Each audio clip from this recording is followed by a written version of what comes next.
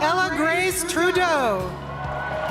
Amis libéraux. All right, this is the daughter of Justin Trudeau. She is, I believe, 16 years old, Ella Grace, who's going to come out and introduce her dad. When I talk to Liberals about who could be the next politician in the Trudeau family, this is who I am pointed to, Ella Grace. So let's see how she introduces her dad right now. Hi, everyone.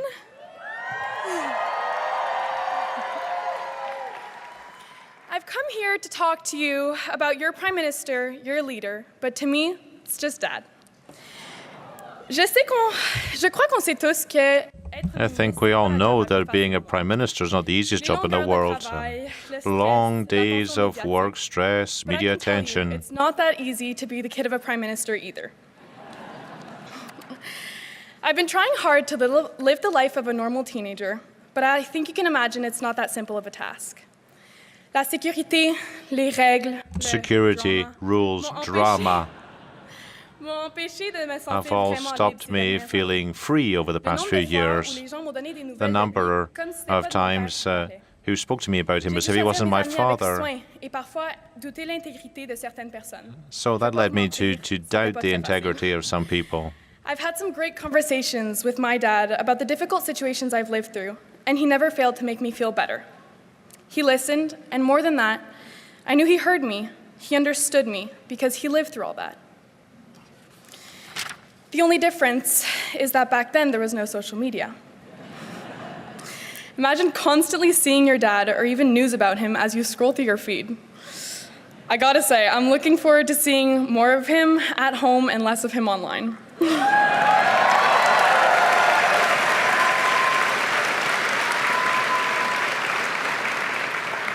But I would never trade the last few years for anything.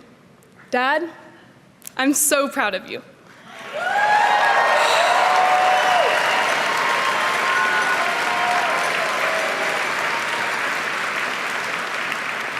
I'm so proud to have seen you fight for our country, for what you believe in, for what we, in this room, believe in. Fier de t'avoir vu. Proud to have seen you fight for those in need. I'm extremely grateful to have lived these experiences and grateful to those around me who have made it even just a little bit easier. I'm so lucky to have been able to experience so much, to meet so many extraordinary people, to see so many beautiful things and places. I will never forget the memories I've made, it be at Harrington Lake, on official trips, or even just at home. And I'm really looking forward to making some new memories of a different kind.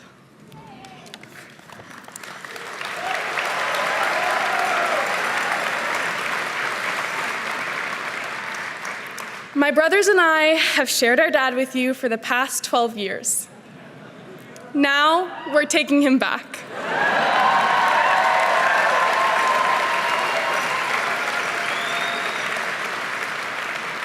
But before we do, I guess you can have him one last time. Please welcome your Prime Minister, my dad, Justin Trudeau.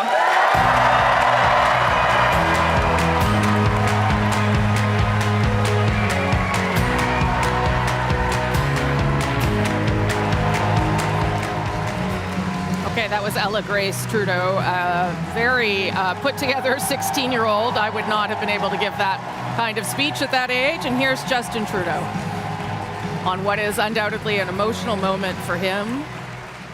We will listen in and talk about it. Mes amis, bonsoir tout le monde. Hello, my friends. You know, as I look out across this room, I have just one question. How's the Liberal Party doing tonight?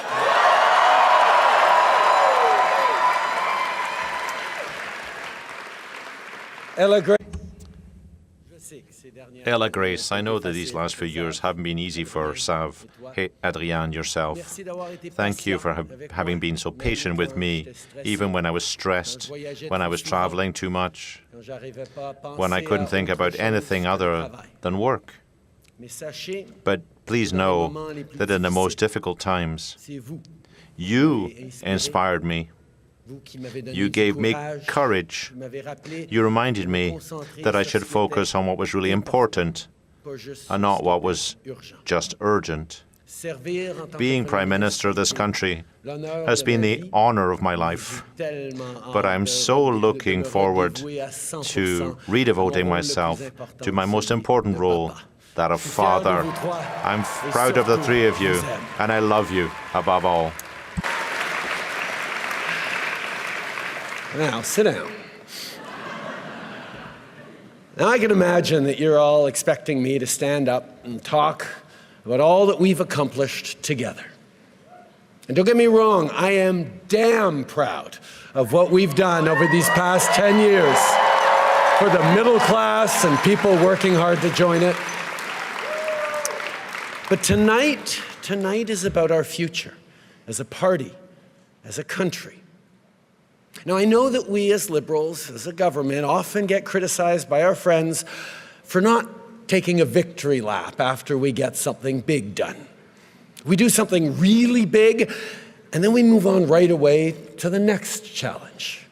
Because as progressives, as Liberals, we know there is always more to do. So it is important to take the time to reflect on and share the big successes. But not tonight.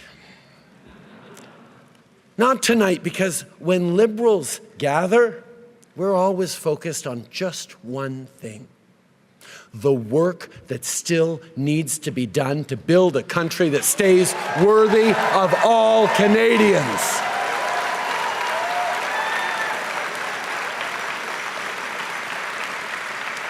And simply put, that's the work of a lifetime for each and every one of us. It's very simple. Liberals are dedicated to making this country even better, not because we think it's broken, but because we have an opportunity and therefore a responsibility to ensure that Canada stays the best country on earth.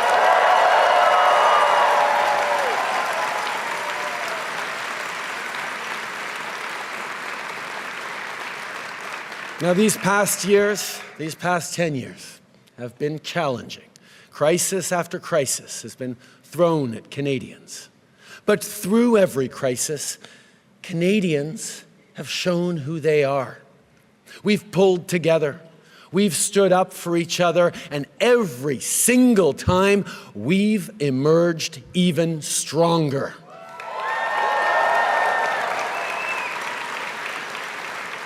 And now, as Canadians face from our neighbor an existential challenge, an economic crisis, Canadians are showing exactly what we are made of.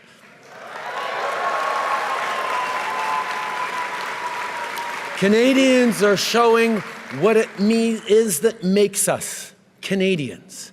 Not by defining ourselves by who we're not, but by proudly embracing who we are.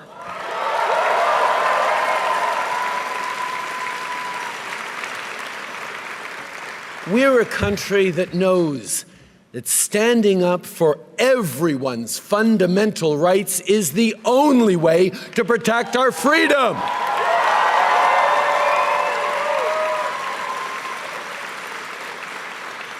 We're a country that believes no one should be left behind and that everyone should have a real and fair shot at success. We're a country that refuses to accept the false choice between a strong economy and a healthy environment. We're a country that embraces reconciliation and Indigenous peoples as true partners because it is the only path to a shared, prosperous future.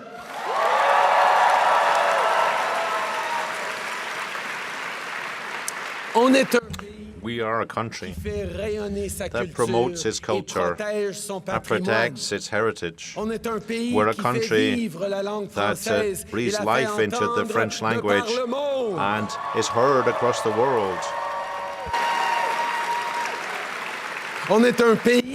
We're a country that celebrates its diversity and draws strength from its differences.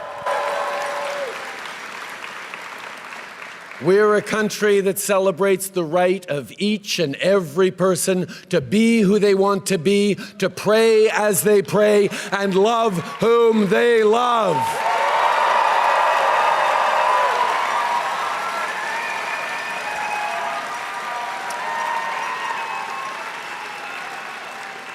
We're a country that will always defend a woman's right to choose.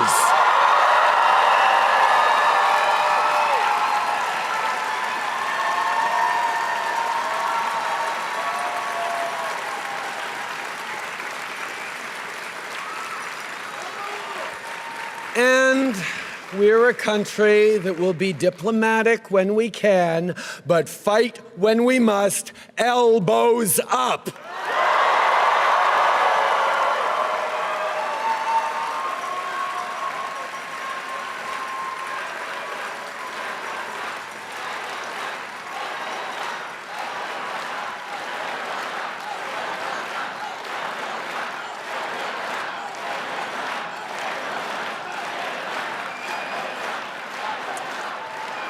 But you here in this room, and our fellow Liberals watching across the country, you know all about fighting with grit, with determination, when the going gets tough.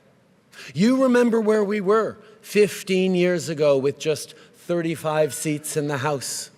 You remember our ups and downs and all those times that people counted us out, all the times they said our party was on its last breath. Like all Canadians, it's when you try to count us out that we Liberals show our true mettle.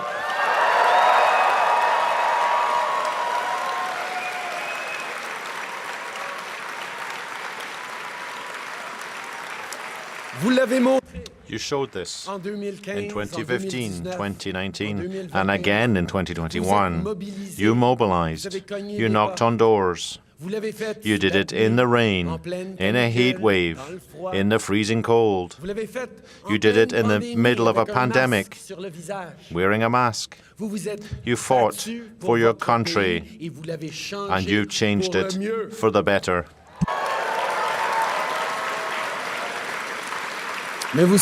You know, a party is more than just a name, a logo, a leader. It's all about you.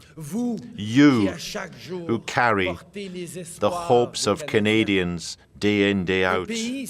A country is more than a flag and a territory. It's a vision which is built gradually, day after day, between friends and neighbours. And I'd like to thank all those who have been there to build this vision together. I'm thinking here about my first volunteers 18 years ago, those who have been there since the start. Rennes, Louis-Alexandre, Stavroula, and others, so many others.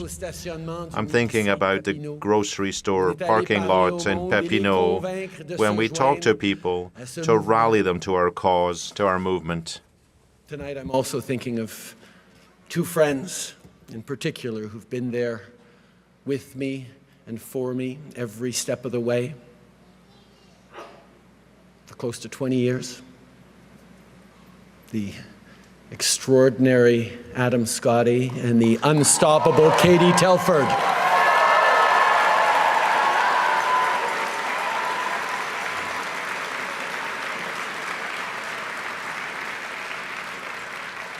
Now, as I look at all of you in this room, no speech could be enough to thank you all as much as I'd like to, as much as you should be.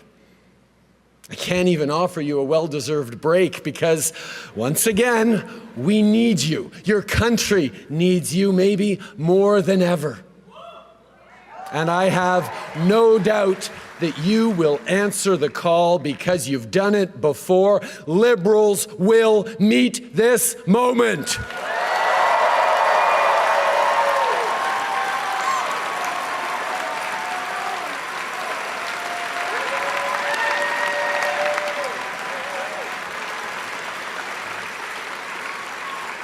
And make no mistake, this is a nation-defining moment. Democracy is not a given. Freedom is not a given. Even Canada is not a given. None of those happen by accident. None of them will continue without effort. It takes courage. It takes sacrifice. It takes hope and hard work.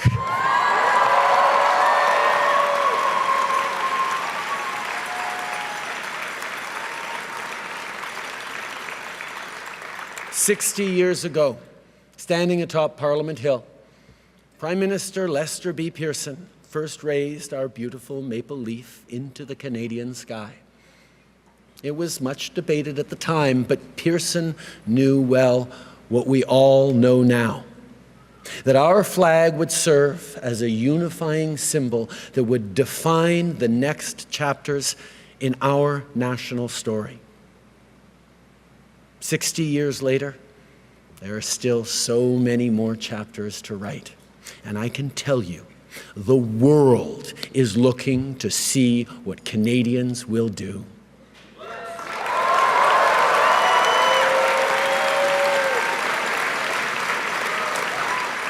So let us not dwell on all the great things we've achieved over the past 10 years.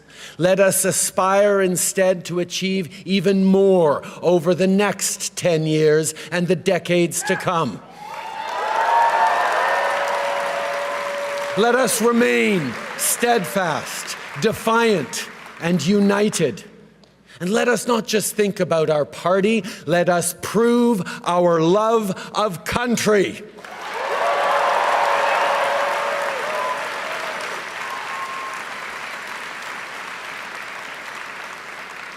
As your leader, as your Prime Minister, I have done my level best each and every single day to help build a country that stays worthy of all Canadians. I've done it for Xavier, for Ella Grace and Hadrian. And I've done it for your kids too. And I've done it with you. And although you'll always find me alongside you, cheering along, their future and your future is now in your hands. Merci, mes amis. Merci pour tout.